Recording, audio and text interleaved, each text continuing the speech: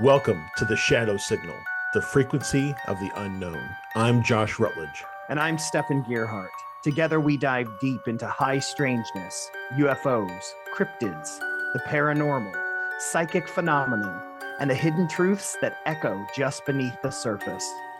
Somewhere between reality and myth lies the signal. Can you hear it? Tune in. The Shadow Signal is live. And welcome back, ladies and gentlemen, to another fantastic episode of The Shadow Signal. I am your host, Stefan Gearhart, joined as always by the miraculous Josh Rutledge. What's happening, brother? Yeah, I'm feeling pretty miraculous right now. Thanks for pointing that out. Oh, so you had a solid one today? Yeah, it was like a kerplunk moment, if you know what I mean. I do know what you No, mean. it's really interesting. I was just remarking, I think I told, passed along to you and our friend Chris. It seems like there is some sort of like the universe is looking out for me sometimes. Mm-hmm.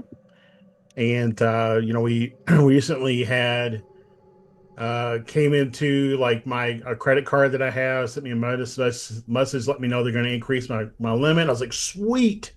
But then we also in the same week found out that we have to get a new roof. Basically we'll need that to pay our deductible. So Oh, uh, you know, it's like yes, but also no, but so uh yeah, I mean yeah. I would consider that miraculous. I It don't know. is miraculous. You know what else is miraculous? The fact that when we're recording this, it's Star Trek Day. It is Star Trek Day. Yep. LLAP. Yep. Um I don't even have a Star Trek shirt on, but I don't either. I got my work shirt on. I've got a Spock somewhere behind me, so That counts. it counts. It does. Well, we've got a fantastic episode for you guys today. We're going to be talking about different people from, I don't know, how would you explain it? I, they're travelers from forgotten realms. Like we're going to From talk Forgotten about Realms. the Yeah. man from Taured. We're going to talk about some green kids. We're going to talk about a lot of stuff. So, Yeah, we're going to talk about a lot of stuff. And so, what that did is that led me to do something a little bit different for Psychic Word of the Week. And now, the psychic word of the week.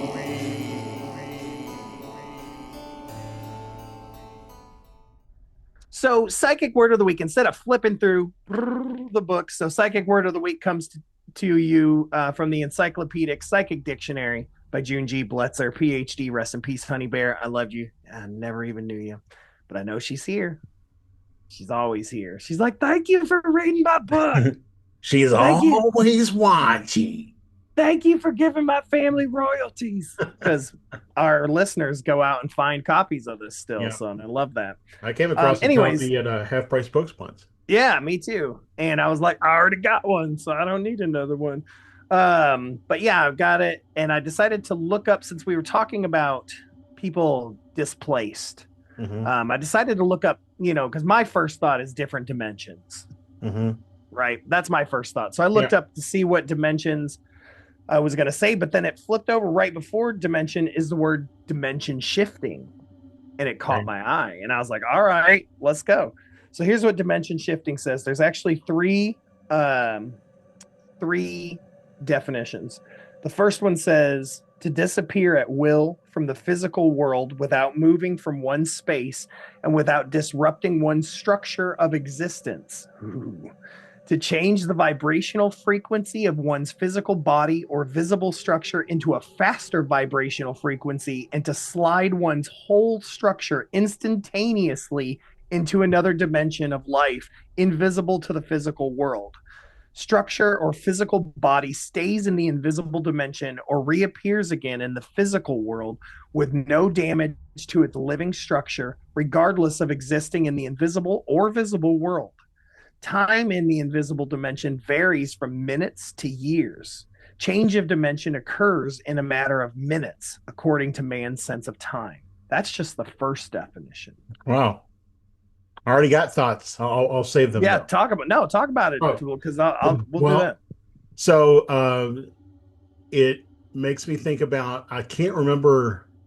I think it may be Adamski talked about in one of his contact experiences that he was taken aboard a ship and he was gone for what felt like hours, but when he returned, it had only been a few minutes. Yeah, Makes me wonder if, like, that is a dimensionality shift where, which is interesting because it's usually the opposite. It's like, right, I was gone for a minute and I come back and 3 years had passed. right. It's always a matter of missing time as opposed to, like you said, it's a realization that you really didn't lose any time, but you feel like you have. I mean, I remember you told me one time you had a dream where in the dream you felt like you had lived an entire lifetime, Yeah, and a then you year. It woke was a up full a full year. year, and then you Yeah, woke up and it just was only the night. Again, maybe you did a dimensional shift yeah, in that dream. yeah. Because it was. I still vividly remember that dream. I can remember waking up, eating breakfast every day. Going. I was a high school senior.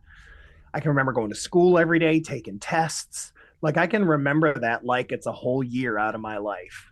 My the the, family was there, like everything. the thing for me that always, and this is slightly related, the thing for me that always differentiates between a dream and perhaps something more is if there are already smells that Mm. you associated with that experience. You And the know, reason is because in dreams, you don't really smell anything because yeah, your physical body is not engaged. Smell is a chemical reaction. Sight and sound and even touch to some level is electromagnetic, but smell is chemical. So if you have smells that you recall after a dream or an abduction experience, it tends to be heavily more that it actually occurred versus it's just a memory or a dream. yeah, yeah, yeah. You know, it's interesting. One of the things I cannot do in my dreams is read. I always struggle Mm, reading. Um, and last night I was able to read. Like I couldn't tell you what it was because I didn't think yeah. to remember it, but I remember all the words were clear, Mm, and I remember being taken aback by it. Like my dream self was like, "Hey, wait a minute, yeah. I can read." Yeah. I Those thought are that was always the really best interesting. when you like have that realization that something is different, but like different in a good Yeah, way. yeah, um, try before you go to bed. Like try like as you're falling asleep, set a mental anchor to say, everything that I experience while I sleep tonight, I will remember when I recite this word, and then set a word. hmm, And then when you wake in the morning, as like you're kind of waking up and stuff, say that word, and then you should have, access to everything that you experienced while you were asleep. that's a good. Yeah, yeah. I think I've heard that concept before, but it's a good one. The Yeah, last thing I'll mention about this one definition, we still have two more to go, yeah. We still got two more to go. and this is a little bit of a call out for a segment we're going to try to bring back. But we once had a listener story on the show, where a guy was like camping or something by himself in the woods, and he was attacked. Yeah, by that Uh, something invisible. Something invisible that just Yeah, appeared out of nowhere and attacked him and tried to drag him like away. Ended up just taking his backpack, yeah, and then the guy remained in that space. And so again, it makes me think of that kind of dimensional shift aspect. yeah. Dude, I randomly think about that story all the time. That's a good one. That is definitely one of them that stuck with me. you Another know, one of our old listening stories that stuck with me was the girl who thought her dad oh came yeah, by, yeah, and turns out he was Men in Black or Alien or or something, and then whatever, her whatever dad it was. showed up Yeah, afterwards. Oh, that one sticks with me for a long time yeah. too. But yeah, so all right, second definition. Here we go. Second definition of dimension shifting. Two, requires the ability to hold one's focus on one's bodily vibrations and to maintain this focus in the invisible frequency so the body or structure will stay intact and can reappear in the same form. It is always willed by the shifter. An innate characteristic of nature spirits and of UFO with transmutation of the alchemists. Yeah, that was the last bit there of that one. So always willed by the shifter is what stuck out to me. I like What that. what what really like I think is interesting is whenever I like to pull at the function of will or let's say the origin of will. Whenever I bring my attention, that is to say, I put my conscious mind on whatever the experience is that I'm having, it feels like it escapes me. Yeah. It feels like it's only when I'm able to set the analytical part of me aside and just experience it, does Yeah. it stay with me. So that makes me wonder if will is not a analytical thinking aspect more so than it's just like a it's just part of who you are. It's part of being. It's part of the creative side, perhaps, instead of the Yeah. thinking side. Yeah. I mean, your consciousness in general. Yeah. So, Right.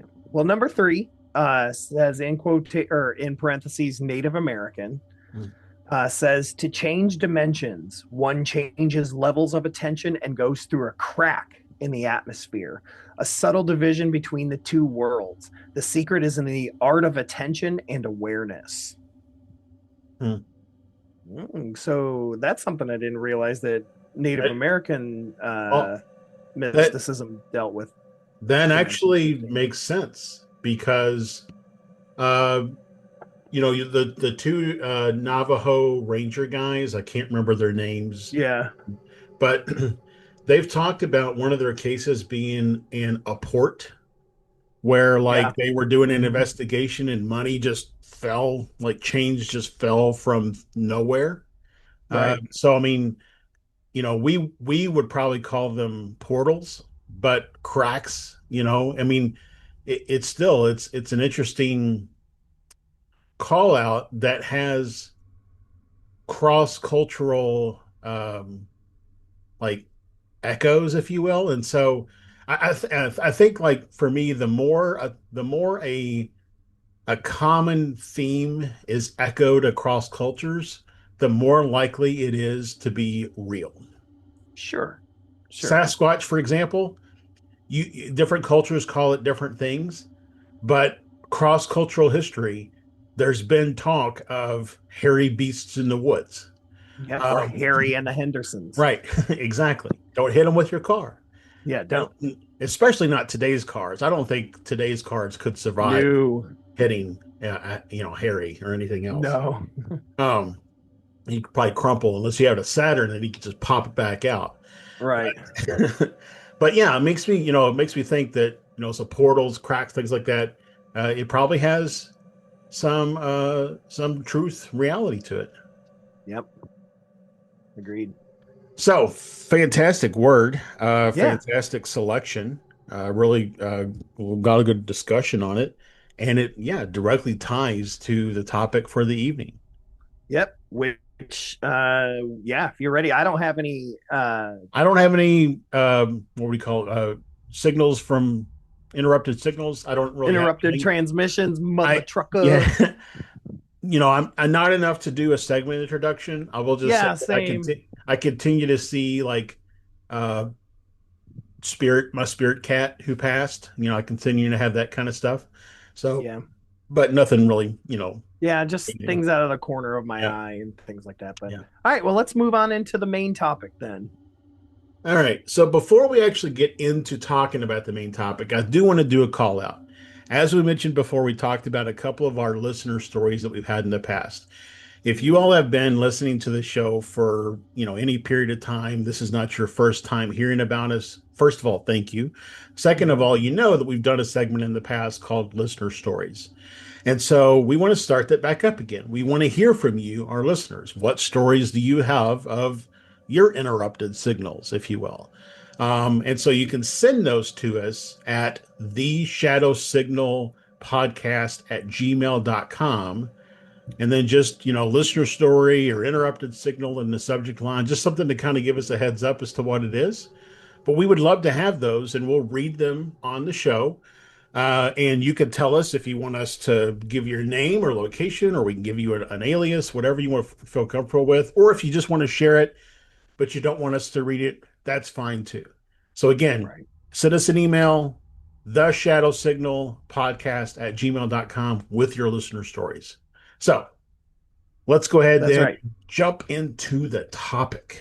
Hold on, because real quick, I wanted to say, so I just went and saw the new Conjuring movie, Yeah. and it deals with the Smurl haunting, which we covered. So Yep. if you guys are interested in, if you've seen the movie and you want to go back and do a dive into the Smurl haunting, go back and check out our Smurl haunting episode. I think it was Fearscape. Pretty sure it was Fearscape.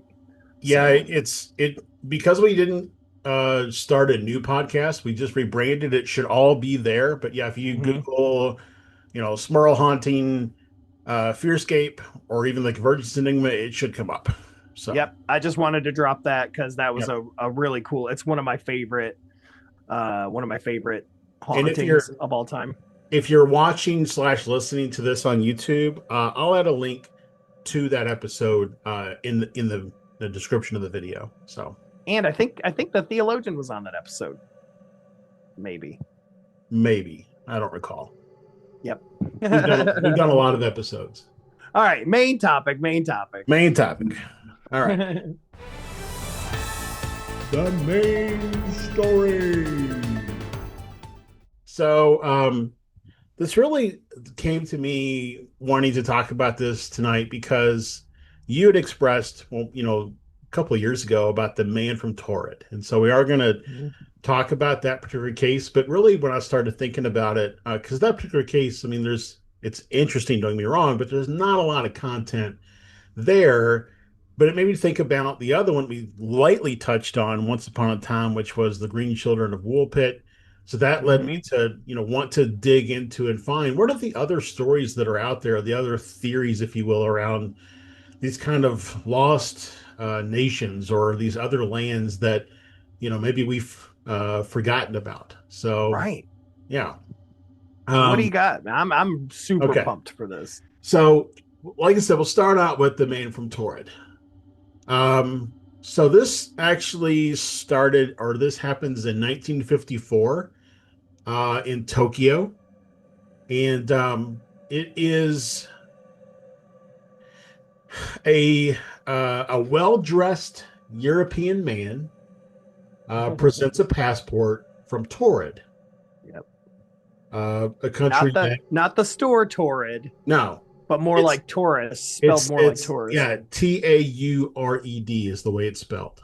Yeah. And it's a country that, nobody has ever heard of before. It doesn't exist on any map. Um, the man speaks multiple languages, French, Japanese, and others. His passport looks legitimate, Mm-hmm. has stamps from various countries, and he claims that Torrid has existed for over 1,000 years, and it's located between France and Spain. Um, he is detained, investigated, guarded in a hotel room overnight. By morning, he and his documents vanish without a trace. Boom. There was no media coverage really at the time, but the What year was this again? 1954 That's right, 54, in 54. yeah in Tokyo. Um, Now there is a story that happens during a similar time of a man who presented a fake passport at the airport to try to scam his way into the country. And debunkers use that story to say that's the explanation from the man from Taured. Right. But, um, you know, we've talked about this extensively in the past. Just because something, what is it? Correlation does not equal causation, right? Just Yep. because something similar happened around the same time doesn't mean it is the explanation for the story. Right. So, this is really interesting because a few months ago, I was at a friend's house for a Skywatch, our friend Shane, and Hmm. a person was there who's kind of a part of the Phoenix MUFON stuff here in Arizona. And she asked me, had I ever heard about the anomalous architecture of Europe theory? And I was like, no. Have you ever Yeah, heard I of it? sure haven't. Nope. Okay. So the theory is that many European structures appear to be too advanced for the time that they were supposedly constructed. Okay. Like these big, manors with these like intricate laid, marble tile and fireplaces, like all this stuff that Sure. was supposedly built, in some cases like the 1100s, 1200s, 1300s. Like people, it's basically the European version of the Great Pyramid. The theory is that we as a civilization did not have the capability to build these enormous, intricate mansions and things. Um, and so, more than likely, we just came across them and repurposed them for our own needs. Hmm. These things include like churches, forts, like Notre Dame is considered one of these where we likely did not have the capability to build Notre Dame, so instead it was there already, and we just built a city around it. Hmm. Interesting. Or places in Milan, um, or like those big domed government buildings, the star forts that you find across Europe. Yeah. Those are all types of things where they're basically saying we didn't have the ability to build it, somebody else built it. It's some lost timeline, and we just inherited it and then turned it into something else. Yeah. And it's similar, right, to the Great Pyramid because Right. There um, was lots of things. Yeah. right, like we supposedly built all the other pyramids to to mirror what we inherited in the Great Pyramid, but there was never a tomb or a body found, I don't think, in the Great Pyramid. Last time I Still heard, they haven't. still haven't found anything. So it was clearly that it was for something else. Um, Yeah, and they then, just found something where they found a, like they did some sort of not X-ray, but scan like that and found oh yeah, they found ton like more chambers and chambers everything underneath, underneath. Yeah. and the Sphinx too. Yeah. There's like a whole nother several layers underneath the Sphinx, and Hmm. supposedly they are in the process of excavating that. Yeah. Well, and we'll maybe hear more about it in the future. But that's been a long time thought that I've heard from others is that the erosion on the Sphinx looks more like water erosion than Hmm. wind and sand erosion, meaning at one Yep. point in time it was underwater. Well, the last time the Sahara was underwater was like a million years ago. Yeah. Yeah. Yeah. So I mean, yeah, that's it's really interesting. So yeah, I had not the other thing is there's a so-called Tartarian Empire, which I had not heard of before. Have you ever heard of the Tartarian Empire? Mm-mm. Trying to think, but Um, no. so supposedly, Wait, did they create tartar sauce? I don't know if that's their claim to fame. I feel bad Yeah, for them. So no, that me too. the Tartarian Empire was again supposedly this lost prior civilization. It's kind of a pseudo historical idea that kind of circulates online and stuff. But I mean, a lot of Graham Hancock stuff would be considered pseudo historical, but he also Yeah. makes a lot of great points um, about these things that would have happened before the Younger Dryas. Now, in this case, the Tartarian Empire supposedly existed between the 13th and 19th centuries, Mm. within like Central Asia, Siberia, Mongolia, Central Asia. Um, and basically, it was just this big empire, for lack of a better word, that basically went extinct or was absorbed by other countries and cultures. And Right. today, we don't have any real or recognizable things that we can attribute back to the Tartarian Empire. So I don't know. It's just, again, very interesting, this whole notion or idea that there's these civilizations that are lost to history. Yeah. Um, so kind of jump into the 12th century England. We have talked about this one before. I think we did it in our one of the episodes. We talked about kind of the mysterious stuff of Ireland, Hmm. in England. But in the 12th century England, in the village of Woolpit, two children with green tinted skin were found near a wolf trap. They wore unfamiliar clothing, they spoke in an unknown language, and they refused all food except raw beans. Yeah, I remember this. The girl's story, after she learned English, that she came from a place called St. Martin's Land, where the sun never fully rose. Everyone in her homeland had green skin. So again, was it like a dimensional shift? Right. Did Or they, was she a Hulk? or was she a Hulk? Yeah. Um, well, what always interested me about this particular story is a lot of the stories that Keel provides about the Men in Black. He Hmm. refers to them as having olive skin. Yeah. Yeah. Um, so, with like sharp edge faces and slanted eyes.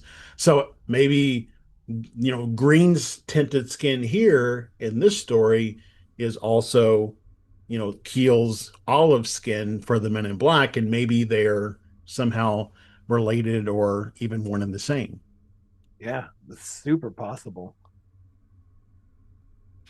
And the idea that, they lived in an area where the sun never fully rose, really gives kind of call back to kind of that inner earth, hollow earth type theory. Hmm. To kind of jump a little bit within that space, the Smoky God. Are Yeah. you familiar with this book? Yes, I've read it. Okay. So published in 1908. I The think you book, had me read it. I'm pretty yeah. sure. Yeah, I mean it's a fantastic read. Yeah, it's really cool. But supposedly it's the true account of a Norwegian sailor named Olaf Janssen. Not the snowman. That's a different life. But Olaf and his father supposedly were like sailing in the northern seas and sailed through an opening at the North Pole into the hollow earth. And they discovered a vast land with giant beings, advanced technology, and lush vegetation. I want to be sure because we were talking about beans, Beans, in our previous Not story. These are not giant beings, but giant beings. Yeah, and this was written back in 1908. I just looked it up. Yep. Yeah. Published in 1908. Correct. Um, the land was kind of a bit smoky and it had a central sun. And that was the kind of the name of the story, the Smoky God. Yeah.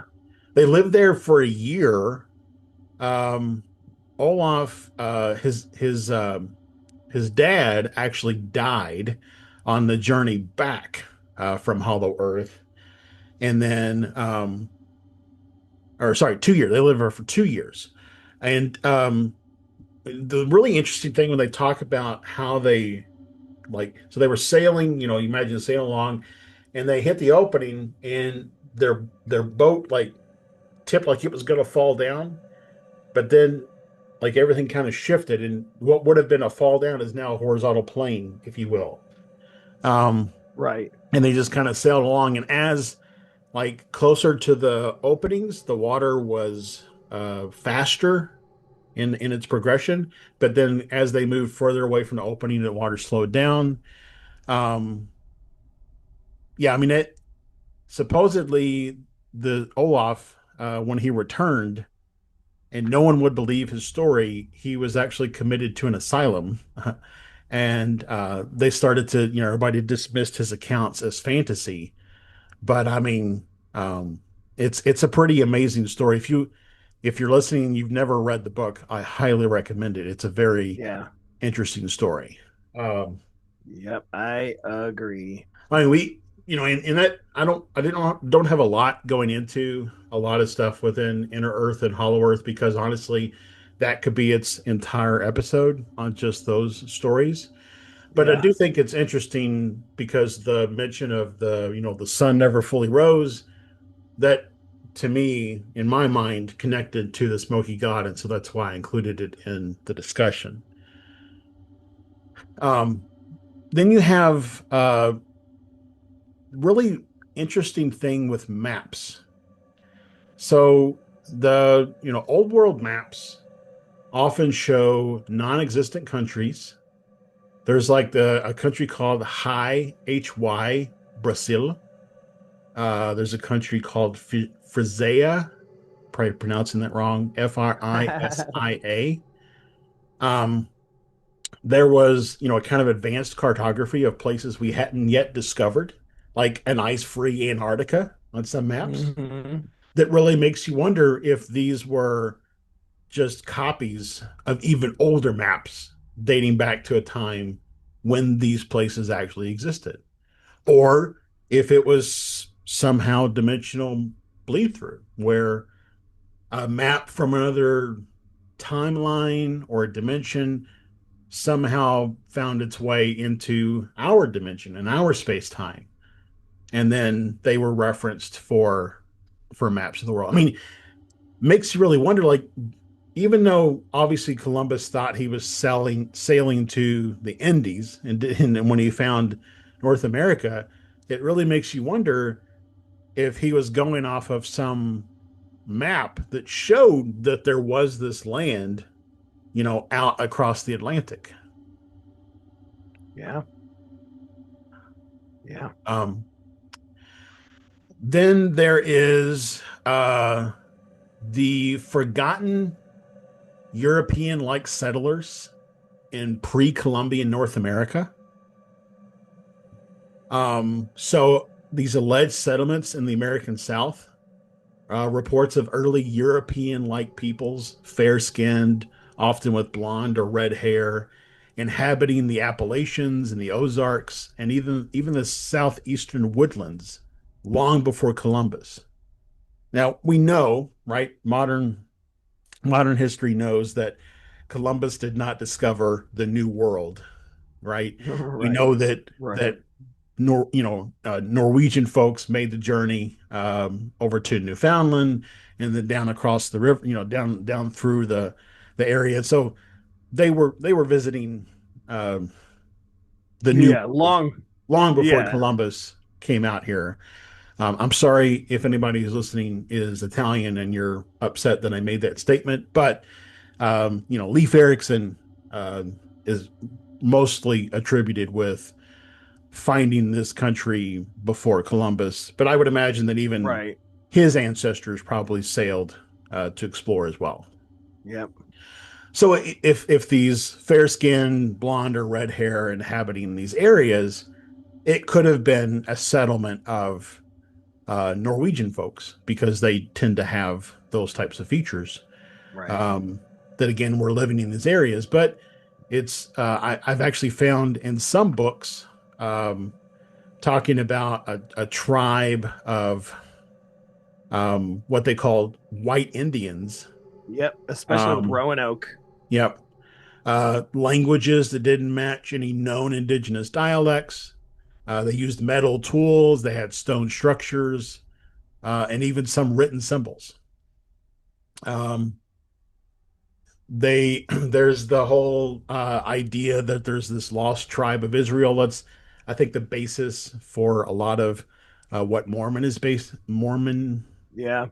Mormonism. Mormonism is based off of. Hmm. That somehow that lost tribe of Israel is in the North America area. But yeah, it really, again, how much of our history, because it happened or occurred before we had written things down, or how much of it occurred or happened that doesn't go along with the accepted, story of our history that has been, suppressed, Right. or forgotten. Then there's the Prince Madoc of Wales, allegedly sailed west in 1170.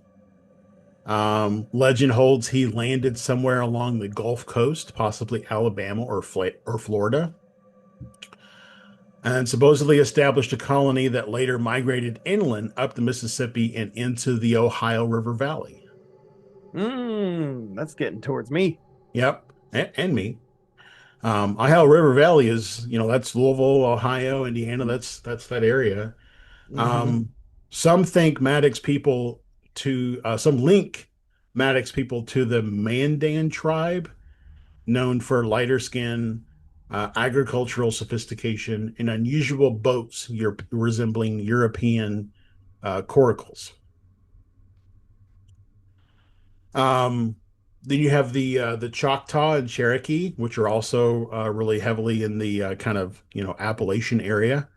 Yeah. Stories tell of a race of moon-eyed people that were pale-skinned, sensitive to sunlight, lived in stone fortresses in the southern Appalachians, and were driven out by native tribes, disappearing into caves or the mountains. Yep. White people just, man, they just can't stop. Moon-eyed people sometimes associated with the Welsh settlers, or even potentially survivors of Atlantis or a lost race. Yeah, I love that term, moon-eyed. I'm gonna say I am now moon-eyed as a Yeah, blue-eyed. I like that. moon-eyed as opposed to moon-pied. Yeah, I've been moon-pied before. Didn't feel good. Um, then we've got stone forts and anomalous structures in Georgia, Tennessee, and Alabama. Yep. Remnants of stone walls and forts and mounds not easily attributed to local tribes. Some structures predate known Cherokee or Mississippian cultures. Yeah. Um, and then even some linguistic cues. Early settlers and missionaries recorded anomalous alphabets and inscriptions. Some claim to find old world languages like Welsh, Hebrew, and Latin carved into stone in caves or cliffs.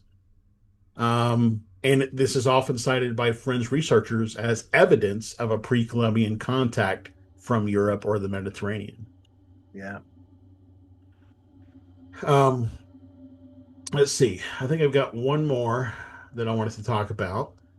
Uh, nope, that was it. So, um, I do think it's interesting. I think I made a note here, but I never got around to looking it up. But there's an interesting also connection between Quetzalcoatl of South American, middle Central American tribes, and the Sumerian gods like Enki and Hmm. Enlil. Similarities between, not necessarily in their depictions, but just the things that are associated with them. Really makes you, and then people have always talked about how there are similar animals between, South America and Africa. Um, and obviously, Pangea, once upon a time, everything would have been connected, but that was millions and millions of years ago, prior to, we've gone through several ice ages since then. So, Yeah. the likelihood that things would have survived across that great time span. So it really makes you wonder if there was, hint at Atlantis here, if there was some sort of a civilization between the two that facilitated trade and also allowed for these, other European countries and things to sail west and settle in the New World before it became the New World. Yeah. Absolutely. So that's really all I have, as far as, I mean, like I said, we could have gone into a lot more stuff with inner Earth and outer and even so there's inner Earth and Hollow Earth. And if that's a topic that you all would like to hear, please drop a comment and let us know. Yeah, we Because definitely love that stuff. we could definitely do that as an episode. Um, but yeah, I mean, it's still fascinating, and I'm curious for those that are listening or watching. What are your thoughts? Do you think that there's one or more civilizations that have come and gone, and we have no recorded history of them, but they built these structures um, or even built some of our more advanced architecture that we just inherited. It's So, crazy. Yeah, even the man from Taured, like there's a whole long story there. Like just there's so much incredible stuff that's just out there. But I wanted to mention this because I had looked this up as on that his name was John Zegras, and apparently it says on August 10th, 1960, the Tokyo District Court reviewed the case and sentenced him to 1 year in prison. After the announcement, he tried to commit suicide by cutting his veins with a piece of glass mm. secretly brought to him by to the court. Like just craziness. Well, and Like I think that's the debunking route, though, right? That's where they're saying that he tried to commit fraud. right. Then like they arrested this guy Hmm. and he was trying to commit fraud and he was using a Oh fake yeah, that he was a passport. spy for the Yeah, right. Americans and all Yeah. kinds of stuff like that. And that's where the debunker side uses all of that to say, see, this is related to the man from Torrid, so it must be that's what the story originates from. Right. Right. It's just crazy, man. It's just wild the stuff that's out there that existed uh in media. Yeah, Like, it's not just like urban legend or folklore or things like that. I mean, which it becomes that, but this wasn't an urban legend. There literally was a guy that showed up right. and had this passport from a country that doesn't exist. Yep. And just like we said, was that a dimensional shift? Right. Right. Well, and we've also got, like we talked about before, we've got listener stories Mm-hmm. that include dimensional, aspects. Our friend David Parker out here in Mm-hmm. Arizona, who has an amazing story of his experience with the Phoenix Lights. But he talked to me one time. He said that he was like pulling up to a shop or a store or something, and there was these snowman looking figures that were standing outside of the shop, and he could see them, and then all of a sudden they turned sideways and they disappeared Yeah. because they were basically like two-dimensional, where they were when they were standing facing him he could see them, but as soon as they turned sideways they disappeared. um and then there's the story of uh the book The Art of Dreaming. Yeah. Great book. He talks about encountering these weird, like stick beings in the desert that just Mm-hmm. look like rods that if they turned sideways, you couldn't see them. So, how much of, when we think about, two-dimensional, for us, the shadow, not the character, but our The shadow, shadow knows. is a two-dimensional thing, right? So, in a way, we also project into other dimensions in that regard. So, Right. so Absolutely. how, thinking about maybe entities within the two-dimensional state, they experience all these shadows walking around with them all the time. Hmm.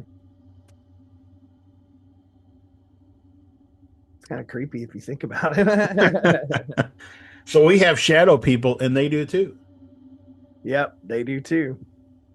That's just a dude playing another dude. So yeah, I mean it's a fascinating. Now I do like a lot of Graham Hancock stuff, although A lot of Graham Hancock stuff basically is attributing that there were just, Cro-Magnon cavemen before the Younger Dryas. Yeah. But I actually just finished The Fourth Mind by Whitley Strieber.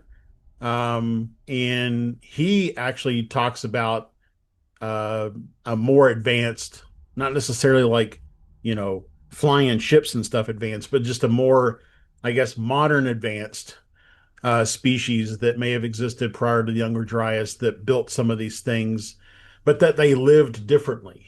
He Yeah. talked about them like, they had access to all of these mental powers that we, talk about and hear about and see in these ancient writings, like telepathy and the ability to move things with your mind and the ability to actually move, dimensional shift from one place to another, using, your mind to do Yeah. so. And so because of that, they wouldn't have needed all the things that we've created. They wouldn't have needed cars and airplanes and boats because they could just project themselves Right. somewhere else. Yeah. Why would you bother with it? Right, exactly. And so that's why we haven't really found any remnants of them because they wouldn't have built all the same structures that we have. Yeah, we've mentioned that before, that what if a lot of these ancient species used organic Right. materials, right? That Or because we know the Younger Dryas, we know that the ocean levels rose, and we have not explored very little, if it, Mhm. of our coastlines to see, what hidden treasures or city population centers or whatever may be submerged 100 feet below the water along the coastline. Um, you know, I think today we get into the folly of thinking that our coastline has always looked like this, I right? know. But I mean, in all actuality, the Bimini Road is a really good example, right? In the Bahamas, this kind of Mhm. sloping looking road that is underwater, but it is clearly a road that's laid with stone. Yeah. So I mean, to me, when I first saw it, I was like, that looks like a boat ramp. But I mean, maybe it was even just it went further down and it has just since been covered up with silt and sand. So there's probably a lot of ancient civilizations that we have no knowledge of simply because what's left of them, because they would have built on coastal cities just like we have, but our coastal cities are much higher in elevation than theirs would have been. Yeah. Yep. So, Very interesting. Again, I say very interesting. yeah, I mean, they know that there's a continent, the lost continent. Hmm. We talked about it one of the shows before. Um, and it was like underneath where India and things are now. Yeah. Um, we know that uh, what is now all the islands around like New Zealand and Australia, they all used to be connected and had land bridges that connected them to the main continents.